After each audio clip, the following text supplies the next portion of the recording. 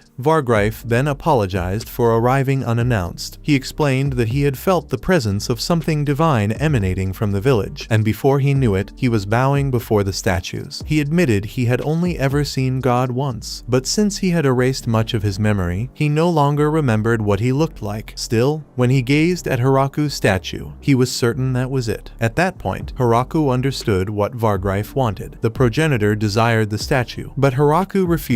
He couldn't just give away what belonged to the entire village. Vargreif was visibly devastated, until Haraku quickly added that he could always make a new one for him. Delighted, Vargreif accepted. By the end of the day, Haraku had finished crafting a statue and gifted it to him. When Vargreif asked how much he owed for it, Haraku refused payment. Accepting money, he explained, would make it seem as though he were putting a price on God himself. Instead, he told Vargreif to simply take it as a gift. Grateful, Vargreif returned home with the statue. Back at his palace, Vargreif was greeted by his servants. He ordered them to discard the old god statue and replace it with the new one. When it was unveiled, the servant marveled at its craftsmanship, declaring it a pure work of art. He suggested the creator's name should be spread and honored, but Vargreif shook his head, saying the man who had made it wasn't interested in fame and preferred to live a quiet, peaceful life. Instead, he ordered that Haraku and his village be quietly rewarded. Every vampire would be instructed to show them respect. As a final gesture of celebration, Vargreif also sent the village a piano as a gift, saying it was his way of honoring Lu's pregnancy. The moment it arrived, everyone was thrilled, eager to try playing the beautiful new instrument. Episode 12. After that time, life in the village continued moving smoothly, and there were no complaints or troubles at all. Everyone was still doing their very best to look after Lu now that she was pregnant, even though Lu herself kept reassuring them not to worry. She trusted that she would be just fine and wanted everyone to relax. Still, the one thing that bothered her was the fact that she could no longer drink alcohol. Because of that, the villagers gathered before Haraku and suggested that they sell off all the alcohol in the village at once. They felt that if Lu saw them drinking while she herself was unable to, it would feel like torture for her. However, Haraku told them they might be overreacting and could regret selling everything later. Instead, he suggested that if they wanted to stop Lu from feeling tempted, they should simply store all the alcohol in barrels underground until she could drink again. Everyone agreed this was a smarter idea. Later that same day, out at the farm, Donovan and the other dwarves were a little upset. They noticed that the villagers had stopped drinking alcohol and wondered if maybe they had done something wrong in making it, or if people no longer liked the taste. Haraku quickly explained to them that it was nothing like that. The reason no one was drinking was simply because Lu could not, and everyone was supporting her by staying away from alcohol as well. The dwarves understood and were touched by the gesture, saying that this only motivated them to work even harder for the village. The very next day, while Lu stayed resting in her room, everyone in the village came by one